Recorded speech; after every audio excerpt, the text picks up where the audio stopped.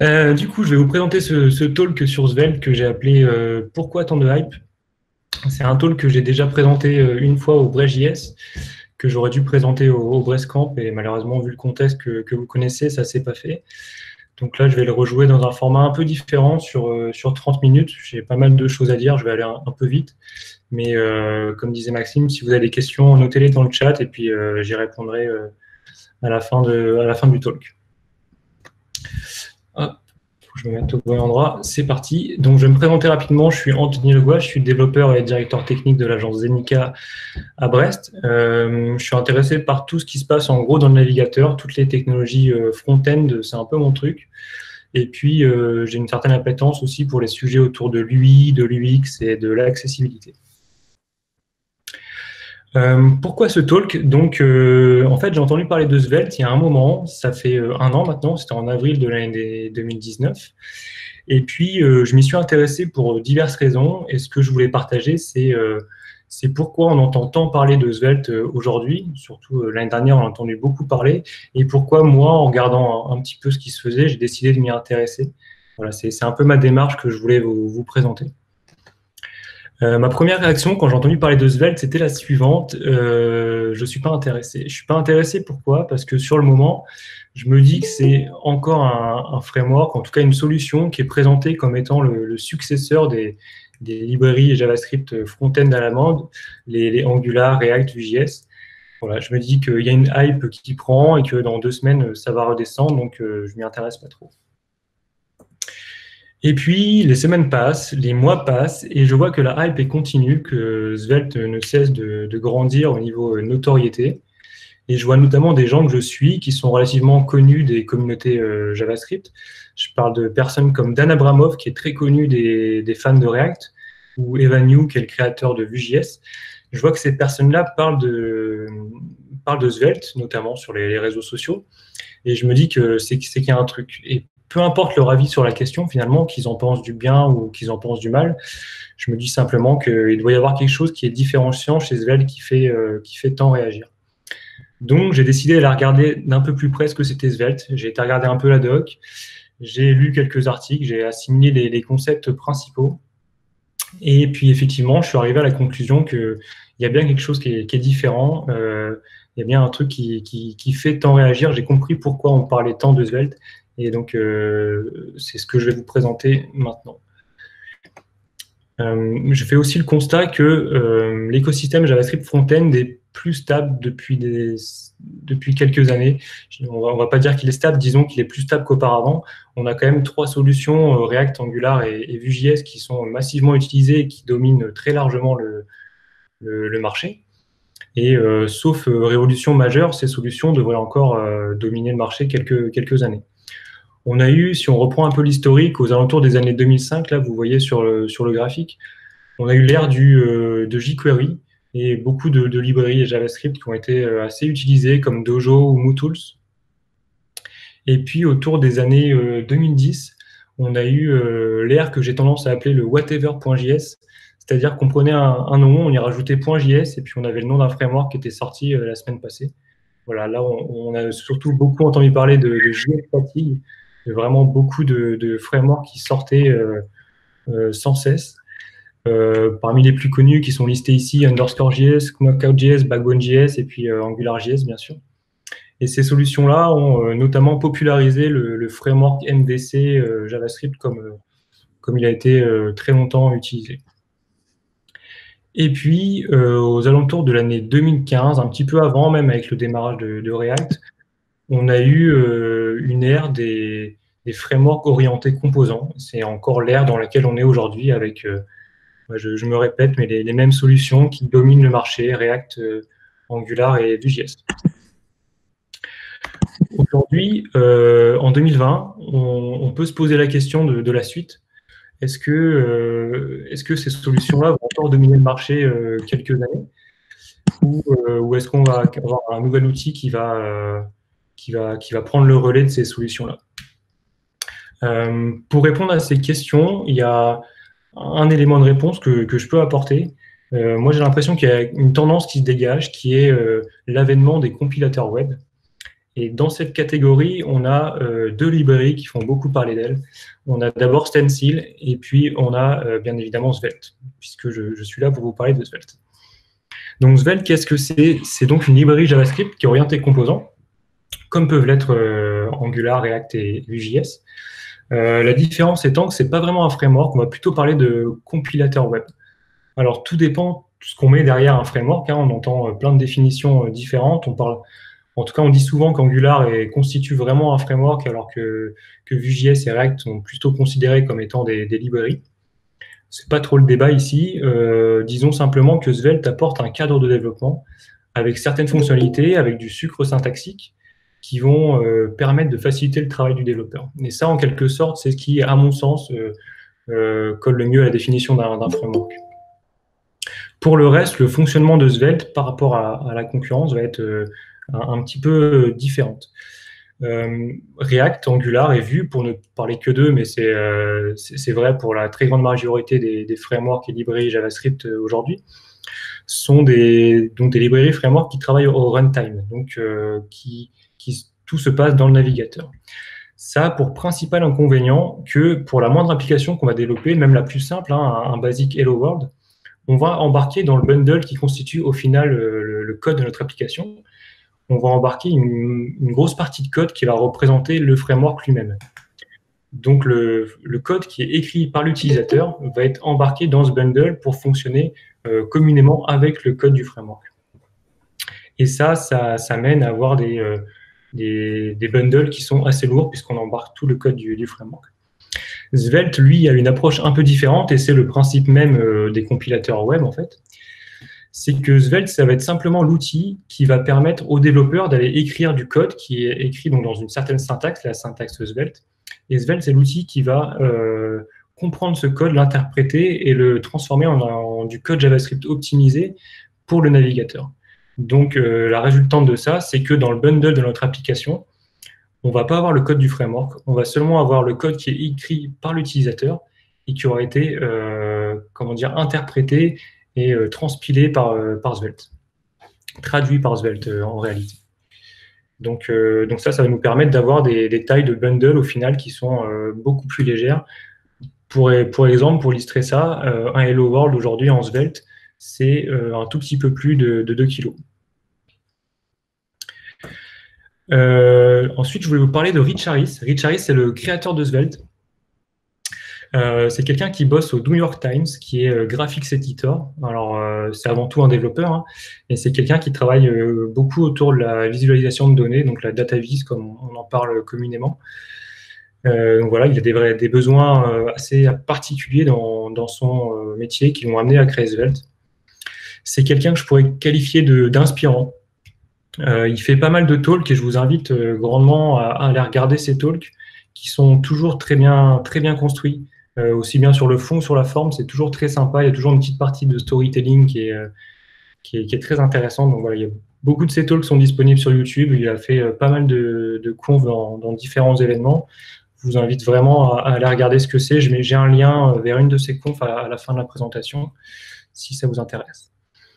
Rich Harris, il n'en est pas à son coup d'essai dans le développement de librairies JavaScript.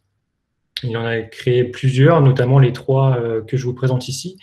Donc, de gauche à droite, on a Reactive, qui est une librairie JavaScript UI. Ensuite, on a Bubbly, qui est un transpilateur OS6. Et puis Rollup, qui est un module bundler, un peu à l'image d'un Webpack, mais qui se veut un petit peu plus performant. Donc voilà, tout ça pour dire que c'est quelqu'un qui n'en est vraiment pas à son coup d'essai, que ce n'est pas la première librairie qui développe, il a une certaine expérience et il sait comment ça marche. Si on reprend un peu l'historique de Svelte, on en parle beaucoup depuis 1 an, là, depuis la sortie de la version 3, en fait, en avril de l'année dernière. Mais si on regarde un petit peu sur GitHub, on se rend compte que le projet il a quand même 3 ans, que la version 1 date de 2016. Et aujourd'hui, il y a une certaine popularité. On arrive à 33K de stars sur GitHub qui commence à témoigner d'une quand même belle notoriété. On voit mieux sur ce graphique ici, qui est une capture qui date de février, mais on voit vraiment qu'il y a cette hype qui a pris au moment de la version 3 de Svelte, au moment de la sortie en avril. on voit que le nombre de stars à partir d'avril a vraiment décollé. Donc, comme je vous le disais, Svelte, c'est pas tout récent. Ça date de 2016. La version 1 est sortie en 2016. Et à l'occasion de la sortie de cette version 1, Rich Harris a écrit un article qu'il a publié sur le blog de Svelte, dans lequel, un article qu'il a nommé des frameworks sans le framework, pourquoi on n'y a pas pensé plus tôt. Et dans cet article, il commence par faire une petite projection dans le futur qui est moi, j'ai trouvé très intéressante. Il imagine qu'en 2018, l'article datant du coup de 2016, il imagine qu'en 2018, les développeurs front-end auront un petit peu renié et laissé pour compte tous les frameworks qui bossent au runtime. Alors aujourd'hui, on est en 2020 et on se rend compte qu'il n'avait pas tout à fait raison, qu'on n'y est pas encore, mais en tout cas, j'ai le sentiment, moi personnellement, que c'est un peu la mouvance vers laquelle on va et qu'on va de plus en plus entendre parler des compilateurs et peut-être délaisser un peu ces frameworks qui font tout leur boulot au runtime. Rich Harris, il dit notamment qu'on envoie beaucoup trop de code à nos utilisateurs, que justement les bundles sont trop lourds et ça impacte directement les performances de nos applications. Puisque plus nos bundles sont lourds, et forcément plus le temps en réseau nécessaire pour télécharger les applications va être long. Après, avec les connexions qu'on a aujourd'hui, ça se fait quand même plutôt bien. Mais deuxième point intéressant, c'est que plus on va envoyer de code JavaScript à nos utilisateurs dans le bundle, et plus le moteur JavaScript va prendre de temps pour parser le JavaScript et l'interpréter. Et donc, voilà, on se rend bien compte que moins on va envoyer de code, et plus le time to interactive, donc la première interaction possible avec notre application, va être fortement réduit. Et c'est ce qui se passe avec Svelte. Et c'est parti de ce constat-là, parce que Rich Harris considère qu'on envoie trop de code à nos applications, on fait en quelque sorte beaucoup trop bosser le navigateur, qu'il a décidé de créer Svelte et d'en faire un compilateur et pas d'en faire un framework classique qui bosse au runtime comme peuvent le faire les concurrents.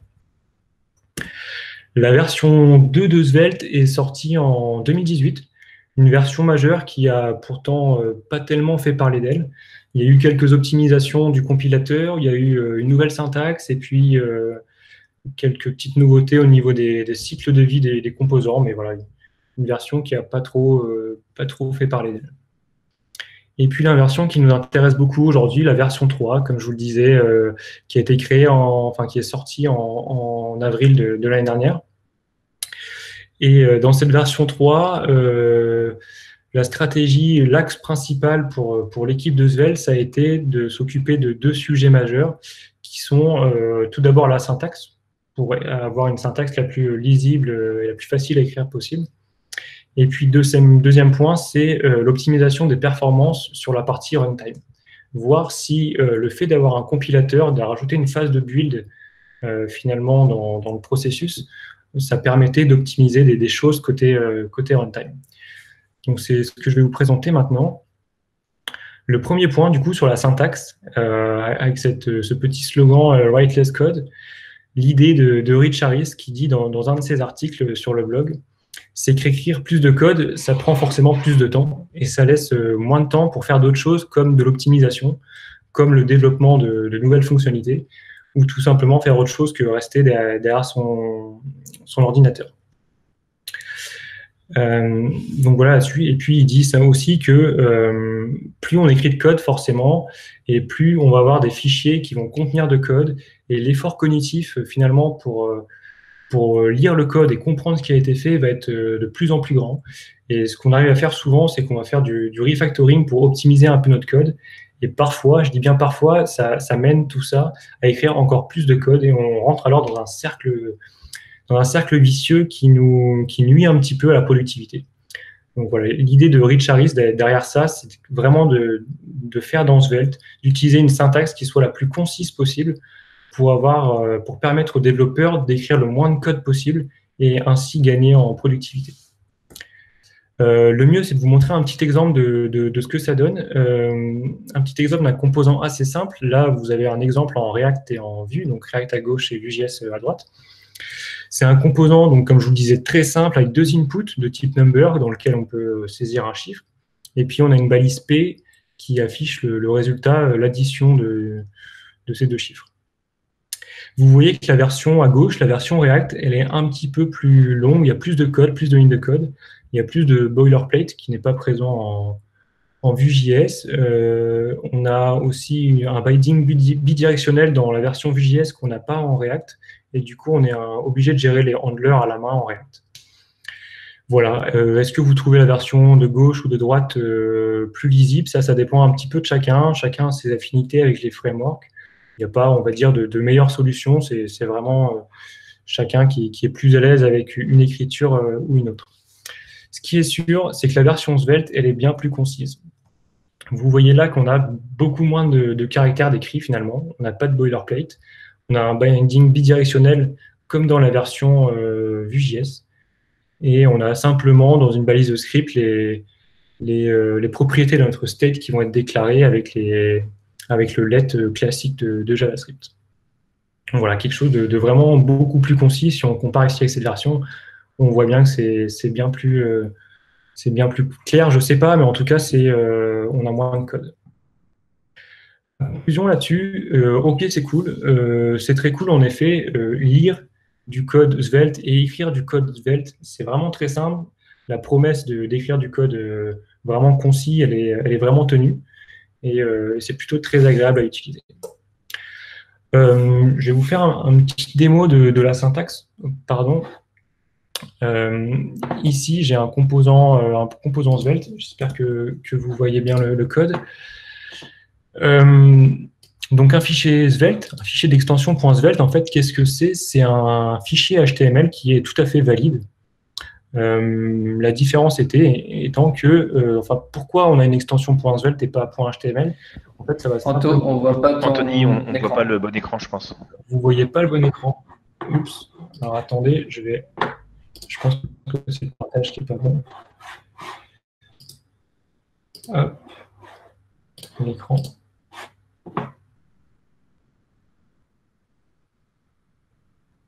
Est-ce que là, vous voyez le code?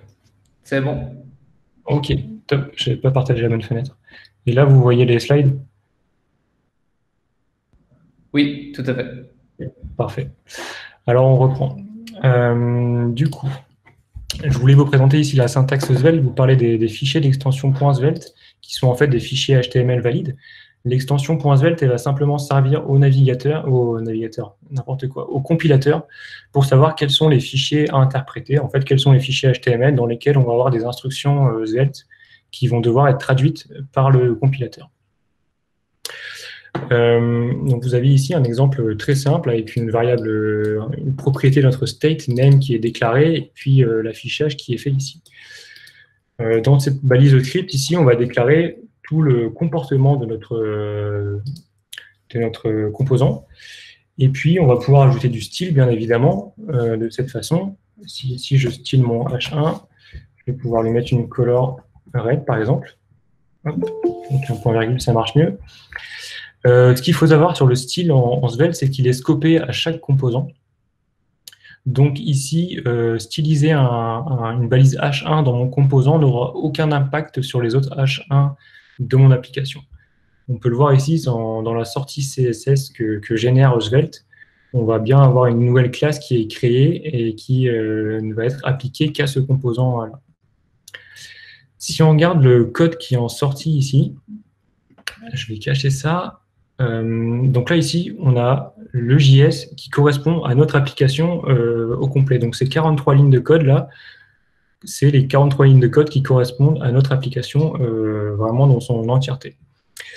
On a notre composant app ici qui est déclaré et qui est en Svelte Component, qui fait certaines choses. La fonction init ici qui est appelée, et à l'intérieur, ce qui est intéressant ici, c'est cette méthode createFragment. Cette méthode-là, elle est créée juste au-dessus, ici. Et qu'est-ce qui est fait? Alors, on déclare un H1. Du coup, on imagine très bien que ça va être utilisé pour créer notre balise qui est ici. Et puis, on va retourner un certain nombre de fonctions.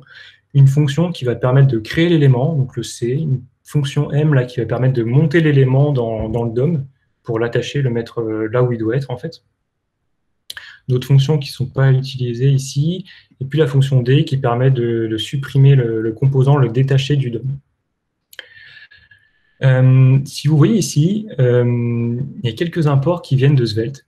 Et là, normalement, vous me dites, bah ouais, mais tu nous as dit que c'était un framework, en tout cas une librairie qui fonctionnait pas au runtime, et donc on allait avoir que du code écrit par l'utilisateur dans le code qui est généré en sortie. Alors effectivement, c'est pas tout à fait vrai. Il y a un tout petit peu de code qui vient du framework Svelte, mais on va voir ensemble tout de suite qu'est-ce que c'est, et c'est vraiment pas méchant. En fait, c'est simplement une abstraction de certaines API qui existent nativement dans le navigateur. On va prendre cette fonction ici, par exemple, la notion C là, qui permet de créer l'élément. On voit qu'on attribue ici à notre variable h1 un element. On se dit, bah, clairement, ça doit être quelque chose. Donc ça vient de Svelte. Hein. C'est importé ici depuis Svelte internal. Ça doit être ce qui crée un élément. Donc je vous propose d'aller voir le code source ici. Dites-moi si vous le voyez bien. Normalement, c'est bon. Je vais aller dans les sources. Ici, on a donc la partie, les sources de Svelte sont divisées en deux, hein, la partie compilateur et puis la partie runtime dans laquelle il y a quelques petites choses. Dans la partie runtime, ici, internal, on va trouver la partie DOM. Vous voyez déjà, première remarque, que le code Svelte est écrit en TypeScript. Et donc ici, on va avoir tout un tas de fonctions qui représentent une espèce d'abstraction de l'API DOM native dans les navigateurs. Je retourne ici dans mon code, donc je vois qu'on appelle la fonction élément. Fonction élément, de mémoire, elle est au début ici. Qu'est-ce qu'elle fait cette fonction? Tout simplement, elle prend en paramètre un nom, donc le nom d'un élément, et qu'est-ce qu'elle fait? Elle retourne un document.createElément. Donc là, on voit qu'on utilise tout simplement l'API native du DOM du navigateur. On voit très bien que c'est simplement une petite abstraction. Ensuite, qu'est-ce qu'on fait? On lui set un text content, ok. Et là, on va appeler la méthode attr qui vient de Svelte, encore une fois. Je vous propose d'aller regarder ce que c'est. On va la chercher. attr, elle est là. Qu'est-ce que c'est? Alors, c'est une fonction qui prend un nœud, donc il y a un élément, qui prend un attribut, un string, et puis qui prend une valeur. Et donc là, comme c'est utilisé ici, on se dit, bah voilà, je prends mon h1 et je vais lui donner comme classe la classe Svelte bt9zrl. Et c'est exactement ce qui est fait ici. Ce qui est fait dans le code, si la valeur est égale à nulle, alors je supprime l'attribut du nœud. Donc encore, on utilise les API natives du navigateur. Sinon, tout simplement, je vais prendre la valeur de cet attribut sur mon nœud, je vais la comparer à la valeur qui est passée en paramètre ici. Et si elle est différente, alors je vais setter mon attribut sur le nœud. Donc voilà, encore quelque chose de très simple. Ici, on a d'autres fonctions. La méthode insert, ici, si on la cherche, bah, très certainement, c'est quelque chose qui est très simple. Qu'est-ce que je fais? Je lui place une target, un nœud, et puis un autre nœud en paramètre. Qu'est-ce que je fais? Je prends ma target et je lui insère le nœud souhaité à l'intérieur, donc pour ajouter mon nœud dans le DOM. Encore quelque chose de très simple. Donc voilà, tout ça pour vous faire comprendre qu'effectivement, il y a un petit peu de code qui vient du framework, entre guillemets. Tout n'est pas exactement que ce que l'utilisateur, le développeur a écrit. Il y a un petit peu de code qui vient de Svelte, mais c'est que des abstractions de ce genre-là. C'est quelque chose qui n'est pas bien méchant. Et derrière, évidemment, on va utiliser les API natives du navigateur. Donc voilà, on a regardé un petit peu les sources. Maintenant, on va passer au deuxième point très intéressant sur cette version 3 de Svelte, la réactivité. Donc la réactivité, c'est le système qui fait que lorsque quelque chose va se passer dans notre application, donc typiquement, on va avoir une interaction de l'utilisateur avec notre interface. Donc par exemple, un bouton qui va être cliqué, ou bien une valeur qui va être enregistrée.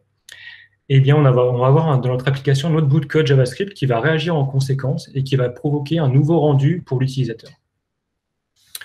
Rich Harris, il aime comparer Svelte à React et Vue.js, et notamment sur cette réactivité, parce qu'il aime dire que React et Vue.js ne sont pas vraiment réactifs, ce qui est assez dommage, notamment pour React, compte tenu de son nom.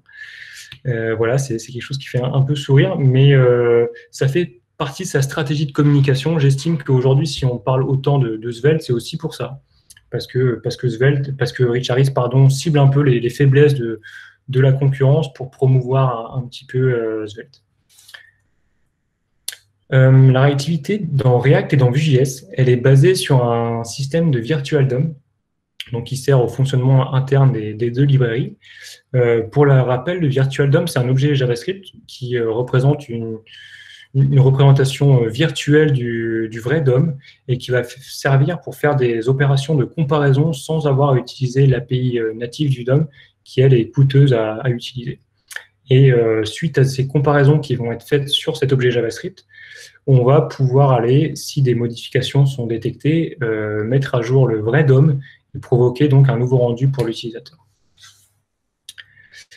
La réactivité en React, donc comme je vous le disais, basée sur le Virtual DOM, en fait, le déclenchement du processus de réactivité dans React, il se fait au travers d'une méthode qui est appelée quand on utilise des classes et au travers du hook useState si on utilise les hooks en React.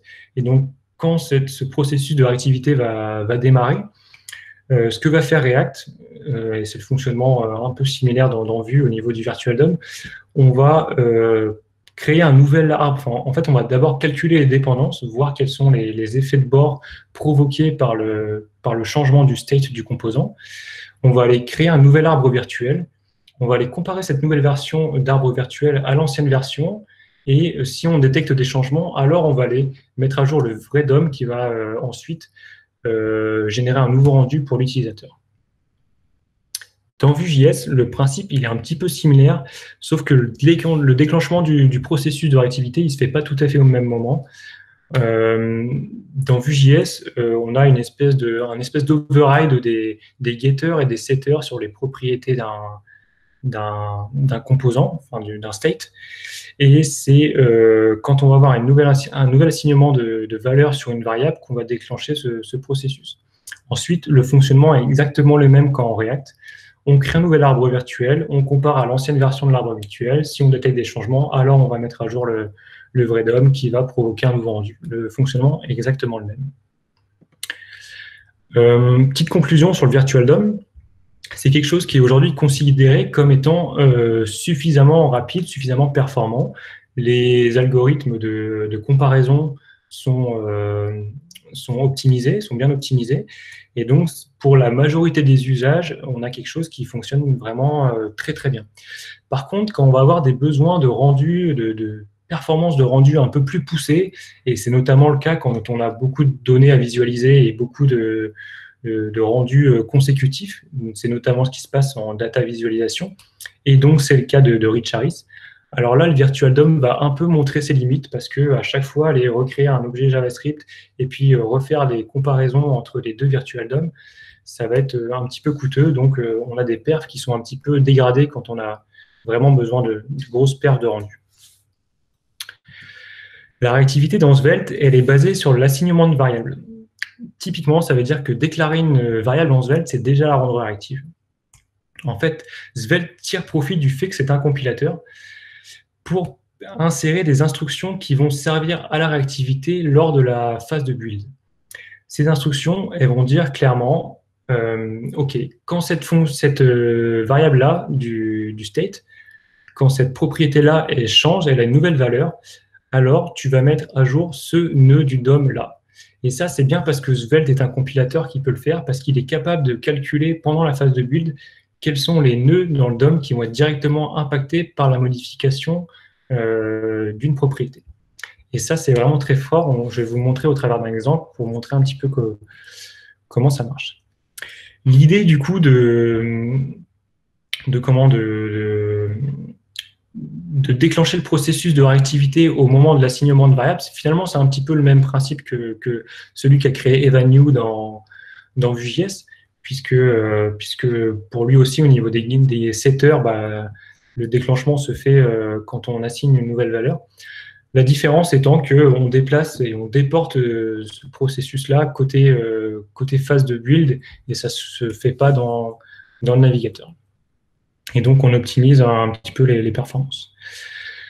La syntaxe de la réactivité dans Svelte, elle est un petit peu particulière. Elle est basée sur ce qu'on appelle un label statement. Je vous ai mis la doc MDN ici. On peut aller voir ce que c'est. Vous pouvez regarder. Je ne sais pas si vous utilisez ça tous les jours. Je vais zoomer un petit peu peut-être. Label statement, qui est quelque chose qui en fait est très peu utilisé dans le développement web. Et Rich Harris et l'équipe de Svelte a décidé de subtiliser un peu cette syntaxe, de se l'approprier et de détourner le comportement qu'elle devrait avoir nativement. Donc, au lieu de faire le fonctionnement classique d'un label statement, en Svelte, on va on va déclencher un processus de réactivité. Une petite démo pour vous montrer un petit peu ce que ça donne en live. On va rajouter un petit peu de réactivité ici dans ce composant. Ce que je vais faire, c'est que je vais ajouter un input ici. Un input de type texte. Et je vais binder sa valeur sur notre propriété de state name. Voilà. Hop, je vais afficher le résultat. Et du coup, là, j'ai un binding qui se fait directement entre le name ici sur la valeur de l'input et le name qui est dans notre state. Donc là, voilà, un binding bidirectionnel classique comme on peut l'avoir en Vue.js. Donc là, on voit directement que c'est très réactif. On va aller voir un petit peu ici dans le JS quels sont les impacts et qu'est-ce que Svelte nous a au final généré. Dans notre fonction init aussi, on a un nouveau paramètre qui est apparu, qui était nul avant, c'est instance. Cette instance-là est déclarée juste au-dessus. Ici, elle prend un certain nombre de paramètres. Elle déclare notre state avec la propriété qu'on a déclarée, name ici, qui contient word. On va déclarer le input handler qui va réagir aux événements de changement de valeur de notre input. Et à l'intérieur, donc quand un changement est détecté, on va appeler la méthode invalidate sur la propriété name du coup, et on va lui passer cette nouvelle valeur. Cet appel à la méthode invalidate ici, il va déclencher automatiquement l'appel de cette fonction P ici, qui était un loop avant. Et cette fonction, qu'est-ce qu'elle fait? Elle prend un chunk, un objet qui contient les noms des propriétés qui ont changé dans le state, et puis un contexte. Je vais agrandir comme ça ici. Et là, on peut voir déjà ce qui se passe un petit peu. On voit que si le nom a changé et que si la valeur de l'input est différente de la valeur qui est présente dans le contexte, alors on va aller faire un set input value. Set input value, ici, ça vient du code de Svelte. On peut la regarder ici ce que se fait. C'est encore une petite abstraction de l'API native du DOM. Set input value, on l'a ici.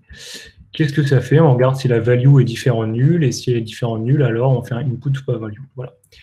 Encore quelque chose de très simple, c'est simplement une petite abstraction. Et ensuite, hop, je suis perdu ici.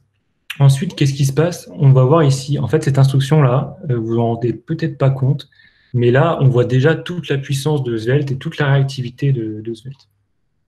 Ce que cette instruction, elle fait là, elle dit, quand le name a changé dans le state de mon composant, je vais appeler la méthode setData. Hop, allons regarder ce que c'est setData.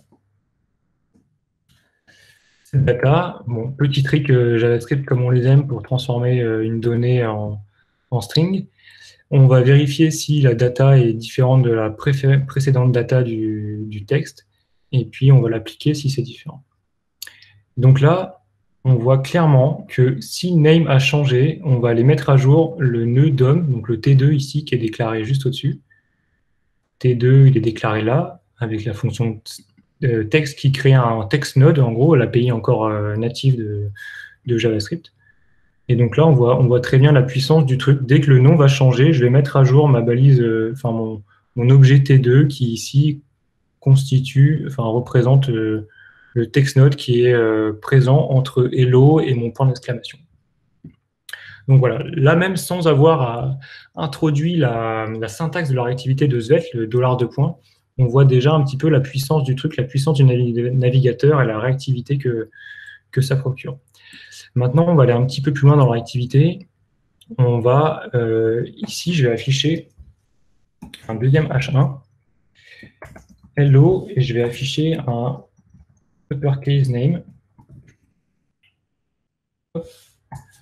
Donc, je vais pouvoir afficher mon nom et en dessous le nom avec avec en majuscule.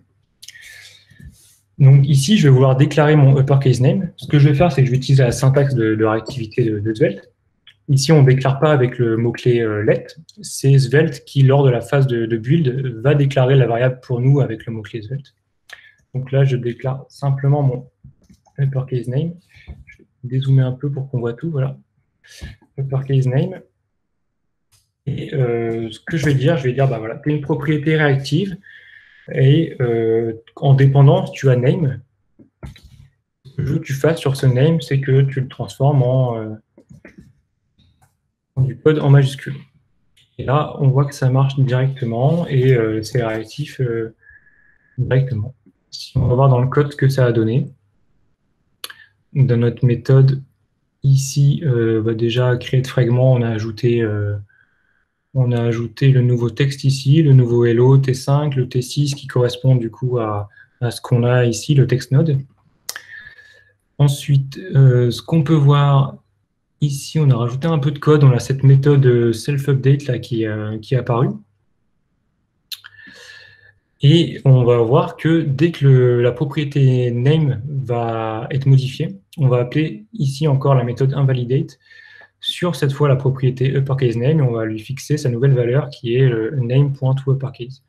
Donc ça, comme je vous l'ai dit tout à l'heure, ça va nous emmener ici dans la fonction P et on va avoir le même fonctionnement. Quand on va détecter un changement de cette propriété du state uppercase name, alors on va aller mettre directement à jour notre TextNode T6 avec sa nouvelle valeur. Voilà toute la puissance de la réactivité dans Svelte. OK pour cette partie, on a regardé ça. Quelques tips avec la syntaxe de réactivité. On peut faire des trucs assez sympas qui peuvent servir notamment au débugage. On peut faire des choses comme ça, là. Je peux faire un console.log de name. Ce que ça fait, puisque mon instruction ici est déclarée comme étant réactive avec la syntaxe, ce qui va se passer, c'est qu'à chaque fois que je vais modifier le name, eh ben, je vais avoir un affichage dans la console qui va se produire. Voilà. Vous voyez ici. On peut faire d'autres petites choses, comme des choses comme ça. If name égale Toto, alors je vais faire un alerte de coucou. Et ça, voilà, ça marche et je vais avoir directement l'alerte. Donc, comme je vous disais, c'est des trucs, des petits plus assez sympathiques qui peuvent un peu aider, notamment quand on fait du debug. Je relance ça. Petite conclusion sur la réactivité. Du coup, c'est vraiment très très cool. C'est vraiment très sympa. On voit vraiment que l'aspect compilateur offre vraiment des performances très importantes parce qu'on va permettre de cibler directement les nœuds dans le DOM qui vont être impactés par la modification d'une variable de notre state. Donc ça, c'est quelque chose que les concurrents ne peuvent absolument pas faire puisqu'ils travaillent au runtime. Donc ça, voilà, c'est vraiment quelque chose de très, très sympa. J'ai noté quand même, malgré la syntaxe, parce que personnellement, au démarrage, savoir que quelque chose qui existe nativement en JavaScript, savoir que le comportement a été détourné pour faire totalement autre chose, ça m'a un petit peu gêné. Et puis au final, en l'utilisant un petit peu, bah, c'est vrai que les label statements, on les utilise jamais, et donc ça me dérange un petit peu moins. Mais sur le principe, voilà, détourner un peu quelque chose qui fonctionne nativement, ça me titillait un petit peu. J'ai notamment essayé par curiosité d'aller utiliser des label statements comme on les utiliserait classiquement dans Svelte, et du coup, ça ne marche pas du tout, effectivement, ça fait tout planter. Petit tour de Svelte maintenant, de son API, de son écosystème. Quelques mots sur Sapper. Sapper, c'est donc un framework SSR qui est développé sur la base de Svelte, qui est inspiré de Next.js, et donc voilà, qui va permettre d'avoir toutes les fonctionnalités de rendu côté serveur que peuvent avoir tous les autres frameworks SSR. Un petit mot là-dessus, en fait, ça mériterait un talk à part entière, mais ce qu'on peut noter, et ce que moi je trouve très intéressant, c'est que coupler du Sapper, en tout cas coupler du SSR avec Svelte, ça permet d'avoir des perfs vraiment très optimisés, puisqu'on va effectivement coupler le préchargement de données côté serveur à tout l'aspect compilateur de Svelte et à la réactivité de Svelte. Donc, ça permet d'avoir vraiment des performances de très haut niveau, on va dire. Petit tour de l'API. Si on veut jouer avec les composants, les props, je ne vous ai pas encore montré ça. Donc, évidemment, vu que c'est orienté composants, on va imbriquer des composants les uns dans les autres dans Svelte, comme on le fait dans n'importe quel framework orienté composants aujourd'hui. Petite subtilité de syntaxe. Pour déclarer une props sur un composant, on va exporter une variable. Donc là, je fais un export let de answer. Ça veut dire que mon composant prend une variable answer en entrée. Si je veux l'utiliser après dans mon composant d'au-dessus, le composant app, j'importe tout simplement mon composant Svelte. Et puis, je vais lui passer la propriété comme ça avec le answer égale et la valeur très simplement, comme ça se fait un petit peu dans toutes les librairies, dans toutes les librairies. Ensuite, les lifecycle, il y a des choses intéressantes là-dessus. On va plutôt se concentrer sur les stores pour ne pas faire trop long. Les stores, c'est quelque chose qui, du coup, est massivement utilisé. Hein. Si vous faites du React, du Vue aujourd'hui, vous utilisez certainement Redux côté React ou Vuex côté Vue, donc pour gérer le state de nos composants de notre application et gérer un petit peu les données. Svelte intègre directement cette notion de store. On va avoir des stores qui vont être simplement disponibles en écriture et des stores qui sont disponibles seulement en lecture. Ici, donc, notre store, là, c'est un exemple writable. La démo ici, tout simplement un compteur que je peux incrémenter, décrémenter et puis resetter. Donc, comment ça se passe, la déclaration d'un store en Svelte? On va simplement importer writable qui vient du coup de Svelte. On va appeler cette fonction-là et on va lui passer une valeur initiale qui va initialiser notre valeur de compteur ici. Ensuite, comment on va utiliser ça? Dans le resetter, on importe tout simplement le count depuis notre store et on va appeler la méthode set, voilà, qu'on va fixer à 0 ici, tout simplement pour avoir le rendu souhaité et fixer la valeur à 0. Dans l'incrémenteur et le décrémenteur, on va cette fois appeler la méthode update pour mettre à jour la valeur du count. Donc ici, on incrémente, on fait un +1. Dans le décrémenteur, on fait l'inverse, on fait un -1. Donc ça réagit à l'événement onClick, évidemment, sur le bouton. Et puis, dans l'app, ici, on va ici importer le count toujours. Et puis, on va faire un subscribe de notre store pour détecter les changements, les mises à jour de valeurs. Et quand on va détecter un changement, on va mettre à jour une variable locale, ici, le count value. Et c'est cette variable qu'on va appeler. Ici, il y a quelque chose de très intéressant qu'on peut faire. Et je vous parlais tout à l'heure de la syntaxe Svelte et de Rich Harris qui veut avoir vraiment une syntaxe la plus concise possible. Ce qu'on peut faire en Svelte, c'est supprimer tout ça. Hop. Ici, je mets directement count. Ça ne marche pas évidemment puisque count, c'est un objet qui a plusieurs fonctions, le set, le update, etc. Par contre, ici, je rajoute un $, tout simplement, et la magie opère. En fait, simplement rajouter $, ici devant le nom d'un store va permettre de gérer toute la souscription et la mise à jour de la donnée pour générer un nouveau rendu. Donc voilà, dans ce que je vous disais tout à l'heure, de simplifier au maximum l'écriture de code et en écrire le moins possible, ça c'est vraiment très sympa. Alors il faut connaître un peu la syntaxe évidemment, hein, comme ça quand on voit ça, on ne sait pas trop ce que ça fait derrière. Mais une fois qu'on a appris un peu Svelte, qu'on manipule un petit peu, et évidemment, on va utiliser ça tout le temps plutôt qu'aller faire des subscribes, etc. Sauf si au moment du subscribe, on va faire une action particulière qui est tout autre. Mais voilà, ça, c'est quelque chose qui est vraiment très sympa à faire. Si on continue, il y a d'autres choses dans Svelte. Hein. Je peux vous montrer ici. Là, je suis sur le site de Svelte, svelte.dev. Dans les exemples, ici, il y a tout un tas d'exemples sur les modules contexte, les éléments spéciaux, contexte API, la composition, les animations. Voilà, il y a plein de choses autour de la manipulation de SVG aussi. Il y a beaucoup d'exemples. Si on veut commencer avec Svelte, faire un petit peu le tour de tous les exemples ici, ça permet de faire un peu tout le tour de l'API. C'est plutôt pas mal. Donc voilà, comme je vous disais, il y a plein de choses que là, j'ai pas vraiment le temps de vous présenter. Un petit constat maintenant, 1 an après la sortie de Svelte, puisqu'on est en avril 2020, ça fait 1 an que la version 3 de Svelte est sortie. J'ai l'impression que la hype n'est pas vraiment redescendue. On parle toujours autant de Svelte. La notoriété de Svelte est toujours là. Et en témoigne notamment cette enquête que vous connaissez peut-être, State of JS, qui est une enquête qui est réalisée au niveau mondial. On demande aux développeurs JavaScript leur avis sur un peu l'écosystème pour connaître un petit peu les tendances. Et Svelte, pour la première année, a fait son apparition dans cette enquête.